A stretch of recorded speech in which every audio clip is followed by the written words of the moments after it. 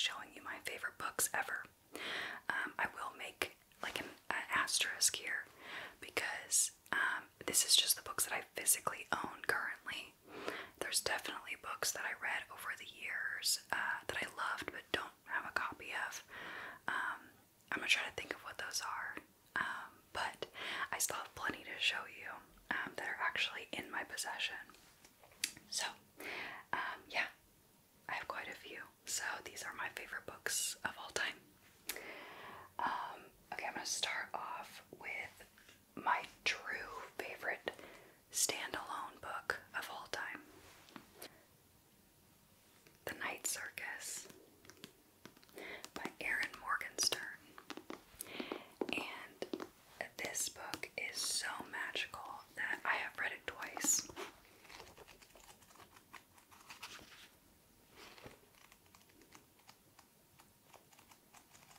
It's so good. If you like fantasy and mystery and adventure, highly recommend this book. It's filled with magic and like, how do I describe it? It's just the best book ever. She wrote semi-recently The Starless Sea, which is also amazing. But as far as I know, she only has 2 books published. But this book is so good. It's about a traveling circus that you, and it's like, I think it's in the 19th century London, I think. Obviously fiction. But it's about a traveling circus that you never know like where it's gonna be. And it's just wonderful. It's so beautiful. The way that Erin Morgenstern writes is just fantastic. And this is adult fantasy, not that anything spicy happens in this. It's just, I don't think it's written for like kids per se or young adult. I would put it more in the adult fantasy arena. But it's so good. Best book ever. She's such a good writer. It's very like binge worthy because it's just so good. Enchanting is a good word for this book.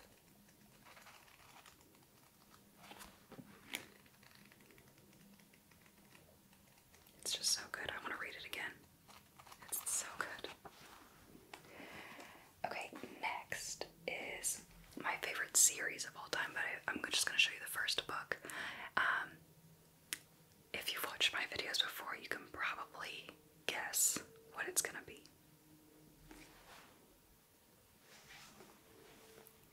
Louise Penny's Inspector Gamache series. This is a fiction mystery series, and it is so good. It is set in a small town called Three Pines in Canada, and it's just, she's an amazing writer. This book is kind of like a little bit torn up or yellowed pages. I let my husband borrow it because I like forced him to read it, and he brought it into the sauna multiple times because it's the only time he'll actually read is when he doesn't have his phone. And he brought it in the sauna, so the pages are all yellow now, but it's okay. I think it adds charm to it. But anyways, this, I think there's like 16 books in the series, I think. But it follows this Chief Inspector Gamache, and he's this older man, and he's just like this very... I've never loved a main character more than I love Inspector Gamache. And it's such a well-written series, and there's so much character development over the course of the series, and all of like the main characters are so complex, and it really shows like the good and the bad sides of like being human and what that really means. And I just can't say enough good things about this series. It's just so much more than a mystery series, I'll say that. It's beautiful and and she is such a good writer. Actually saw recently that she wrote a book with Hillary Clinton. I haven't read it, but it's like a mystery. It's a fiction mystery novel with Hillary Clinton, which seems so random, but I love her. She's like the only author. Her and Maren Morgenstern. No, there's others. I don't know. I was gonna say I would like freak out if I met them, but I actually did look at like her tour dates when the last installment of the series launched. I looked at like her tours to see if like I could get it signed, because I would just be so excited to have a signed copy of, especially if I could get Still Life signed. She's just, I don't know. I read the series too in the beginning of COVID, and so I was home a lot, as we all were, and there was just something so beautiful, and like it just helped me escape like what was going on, and I just loved it. So when I have time, I will reread the series because I love it so much, but it's kind of a big undertaking to read like 16, 17 books. I can't remember the exact number, so don't come for me. Okay, next is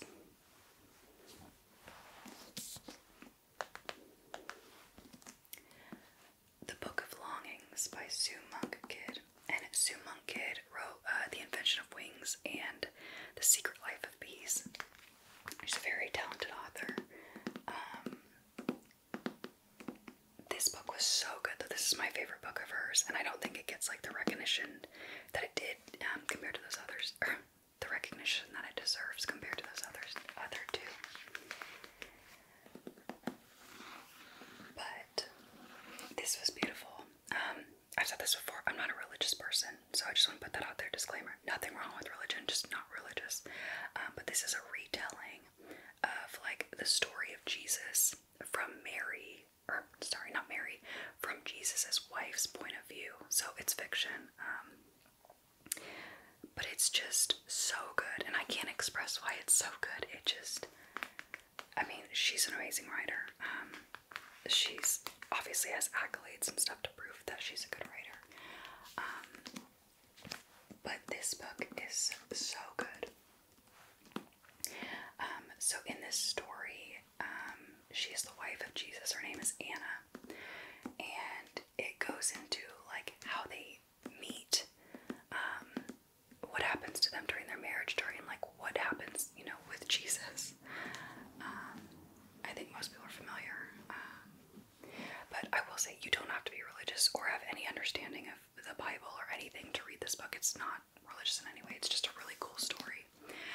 And it's very interesting because it talks about like being a woman during this time, and obviously very challenging and very different than it is now. And it's just really cool. I mean, it's a story from so long ago, and so it's just rich with historical information, and just a really beautiful story. So I highly recommend this book. I will say, I'm gonna say this because I will read all of these books again. I realize that with every book, I'm like, oh, I'm gonna read it again.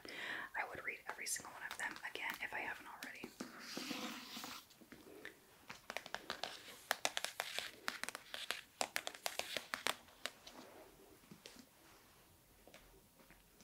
Okay, next is, I don't think I've ever talked about this book before. This is Intentional Dissonance, and it's by Ian S. Thomas. I read this book 9 years ago, maybe, and I read it on the way. I was on a flight, and I read the whole thing on a flight. It's pretty short, but it's a fictional dystopian book about a world where feelings are essentially, what's the word? People aren't really able to have feelings anymore. There is like chemicals in the water that inhibit people or prohibit people from having feelings. So it's very like, it creates a very calm society, if that makes sense. And so these like people will go like get high on like sadness medicine stuff and essentially like find ways to take stuff to be able to feel things. It's super hard to explain. But I'm a sucker for dystopian stuff. I really like dystopian stuff. The only thing is that every once in a while, if I'm in kind of like a bad mental space, I can't read dystopian things, but I really love that stuff. Like Black Mirror, the TV show. If you haven't seen it and you love dystopian stuff, I don't know what you're doing. Amazing. Each episode's a different story, but I'm not going to get into that right now. But I just love stuff like that. Anything dystopian or about like apocalyptic stuff. I'm just preparing. But no, this book is very good, and it's by an author that like I don't think has really written much else, and it's a very like random book. Like I haven't heard about it anywhere. I read it so long ago now that I don't even remember if it's like particularly well written, but it's a really cool, unique story, and very short. Like I read it in like, I don't know, 4 hours or something, but it's very good. If you like futuristic, dystopian, apocalyptic stuff, I mean, give it a read. It's good. I've read it twice. I like it. Okay, next is Untamed by Glennon Doyle. This is a nonfiction book, and it's just, long story short with this one, because this is kind of one where you kind of just have to read it. I don't want to say it's like self-helpy because it's not self-helpy. It's more so, it's inspiring. I believe that every woman on earth should read this book if you haven't already. It's just mostly about how being a woman, sometimes we are shoved into, or like pigeonholes into roles, whether that be like a mother, a sister, a wife, and we kind of lose ourselves in these roles that we are put in, and it's just beautiful. It's so good. Every young woman, old woman, middle-aged woman, any woman who's like 18 and up should read this book, because it's fantastic, and it's once again, I would love to read it again. I don't have to keep saying that, I know.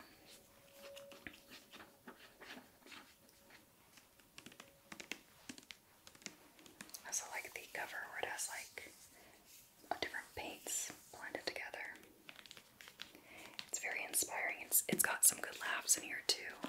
I cried a lot, of course.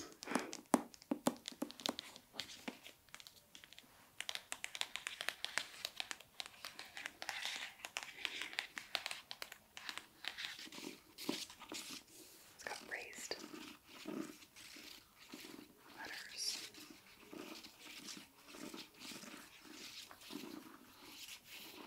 She's a very good writer. She has a really cool inspirational Instagram too. She's very honest.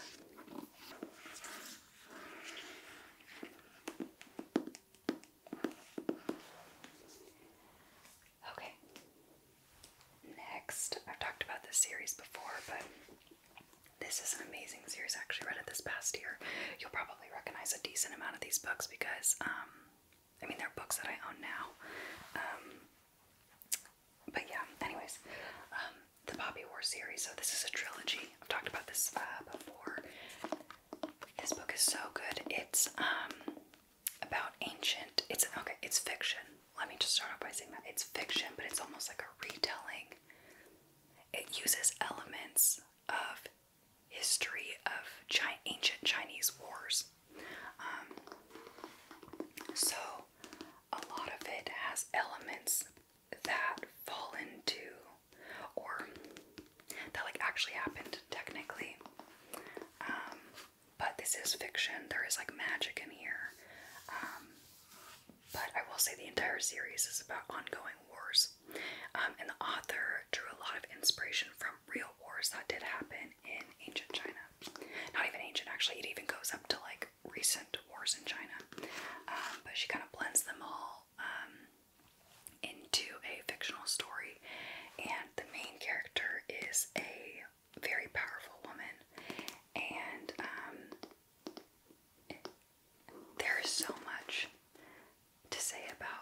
this series.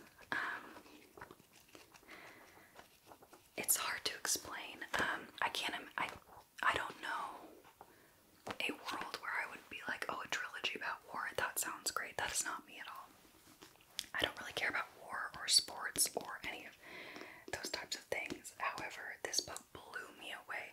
Not only is there extreme, like the best female lead of all time, but it's very disturbing at points. It talks about, you know, real atrocities that happen to people, but it's just so well written, and you get so connected to the characters over the course of the trilogy, and so much happens. There is a lot of violence. I'm not gonna sugarcoat it. It's not a lighthearted read. It's heavy, but it is like a book where when it's over you cry. I cried, and I very rarely cry at books, but I did cry at the end of this series. But it also includes elements like fantasy elements of shamanism and just magic in general. But it's so good. I highly recommend it.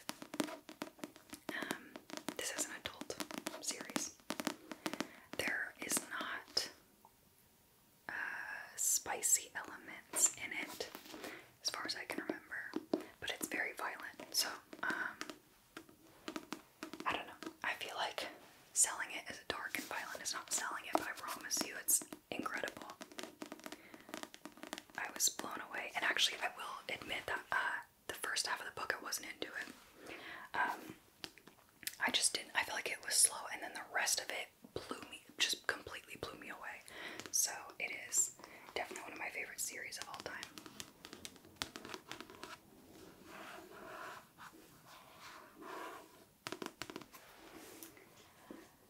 Okay, next is Wanderers.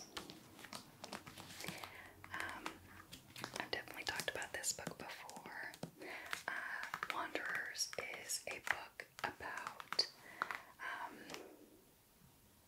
it's an apocalyptic book for sure, but essentially, I don't think I'm spoiling anything by saying this, but there's a sickness that makes people sleepwalk, or a phenomena, I guess you could call it a phenomena, where people start sleepwalking, and this herd of sleepwalkers just keeps growing and growing and growing, and it takes place here in America, but you like cannot stop them from sleepwalking. They'll just like keep going and keep going, and it's very creepy. Like, the book is very creepy, and Chuck Wendig does a very good job, who is the author, does a very good job of making you feel like creeped out. There's a lot in this that is relevant to things that are going on in the world and have gone on in the world in the last like 2 or 3 years, especially. I read this book in the beginning of COVID, and probably wasn't the best time to read it, because it concerns like a global pandemic, but so good. Also, it's very big, and it felt like I had lived lifetimes reading this book. I tell you what, it should be made into a series for sure, like a TV series. A movie would not do it justice. There's too much detail, and man, I stayed up late reading this book, just binging this book. It's so good. If you like sci-fi or anything apocalyptic or dystopian, you have to read this book if you haven't already.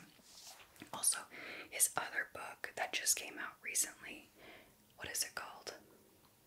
I have it on my shelf, and I've talked about it before. I'm not gonna remember it. That's fine. He has another book that came out in 2021. So, and it's way creepier. That one's very Stephen King-ish, but also super, super good. So I really like him as a writer. But yeah, this book is crazy good, and it had twists and turns that I did not see coming. Same with this other book. So I love this book because it's one of those ones that sticks with you. It hits a little too close to home, and sometimes that creepy feeling can be fun, if that makes sense. I think that's why Black Mirror is so fun, because like it's things that could happen, right? So I don't know how to describe that feeling, but if you know what I mean. Anyway,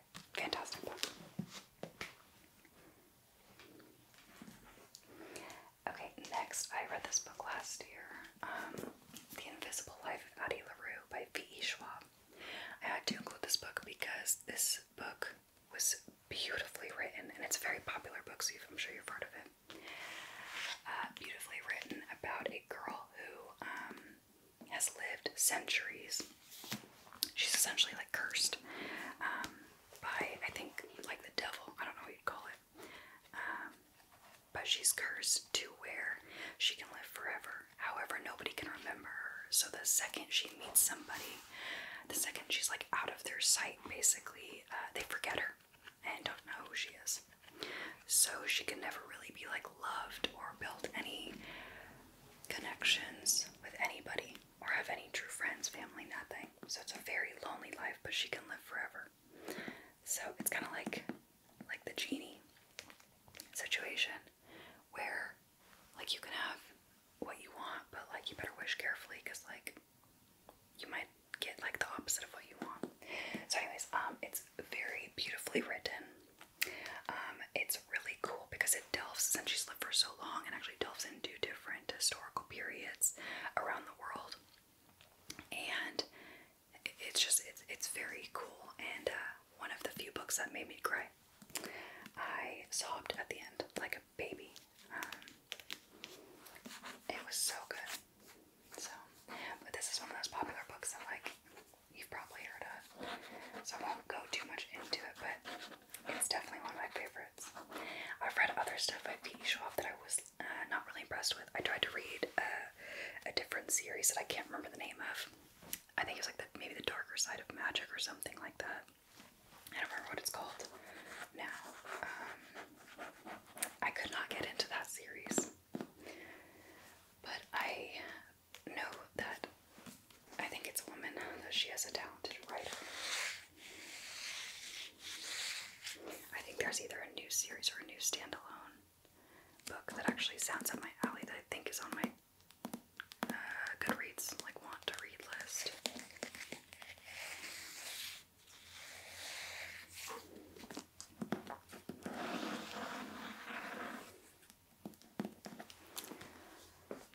Okay. Next is a book of poems by Charles Bukowski.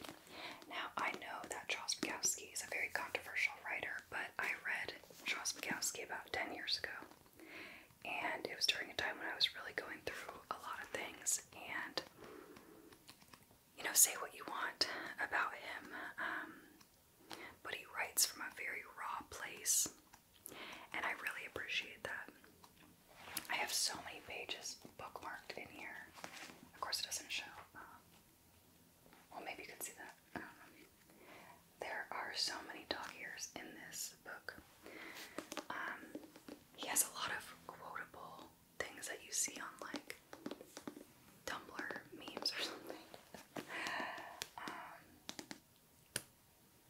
And I'm not sure he was the best person, but I really always just appreciated how raw and real his writing was. And I used to write a lot of poetry, and I found his poetry to be very inspiring. I don't want to say like he didn't edit, but it doesn't seem like he edited much. It was kind of like he wrote about what he was thinking about and feeling in that exact moment, and I have a lot of appreciation for writers that do that. Editors are great for sure, but when it comes to poetry,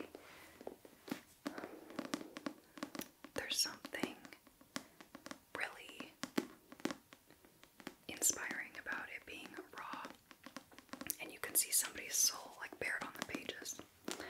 So I don't know. Like I said, I know there's controversy around him, but I actually have like, I don't know, 5 other books of his, but this was my favorite, and one of my only like favorite poetry books. And I like poetry, but like a whole book is pretty rare to add to my favorites list. So I don't know, there's something about it. I can remember how I felt when I read that book, so that's kind of how I pick my favorite books, is I can remember how they made me feel when I was reading them, and if they made me feel something memorable, then they make my list of all-time favorites. Okay, next next is actually a very recent read. I think I talked about it in my last video actually, but I can't get it out of my head. It's so good, and so now it's definitely on my list of all-time faves. Cloud Cuckoo, or Cuckoo, I'm not sure. It's in my brain, Cuckoo. Cloud Cuckoo Land by Anthony Doerr. This is an amazing book. It weaves different stories from centuries apart within one another. So it's about, I think it's five different people. So each chapter is like from their point of view, just a different part of their story. But, and I think I said this in my last video too. Usually when I read stories from different stories within a book, from different people's perspectives, there's usually like a couple of them, one or two, that I don't care about as much as other ones. Like the other ones I'm very invested in, and then there's always some other ones where I'm like meh, and kind of just like quickly reading to get to the other people's stories that I care more about. That was not the case with this book. I cared about every single person's story in the book, and the way that he wrote it and kept you on your toes too, of mystery and thrill and just pure human emotion. This book is a masterpiece, truly. Unreal that he's able to make you care about multiple different main characters. So, highly recommend this book. Funny enough, it is very similar, I think, to Cloud Atlas, in my opinion, but way better. But it's so beautiful. The tying together, just chef's kiss. Okay, and last but not least, is a children's book. This book by Cynthia Rylant is called The Heavenly Village, and Cynthia Rylant was my favorite author as a child. Her books are so cozy and comforting, and I remember when my first dog passed away, she had a book called Dog Heaven, and I remember it just made me feel so much better about my dog passing away, and it was so comforting just to think that my dog was going to be in a better place. But anyways, I've read this book like, I don't know, 10 times probably.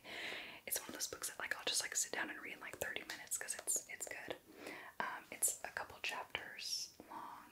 I'd say, I don't know, yeah, probably a 30-minute read, maybe an hour. But it tells the story of a place that people can go when they pass away, and it's in between like dying and heaven. So like people that aren't ready yet to go to heaven like leave behind their like earthly life. And as a kid, I don't know, I thought that was really comforting, because I think there is so much fear for most people around death. And I was always a very like, I don't want to say complicated kid, but I didn't have the best life growing up, and I was a very intense child, and I've carried that as an adult. I struggle with mental illness, as I've talked about before, and sometimes my brain just goes to really dark places, and there's a fear I have of death, because I feel like that's a logical fear. I do have very irrational fears, but I have a logical fear of death. And I always like I think it's the finality of it, you know?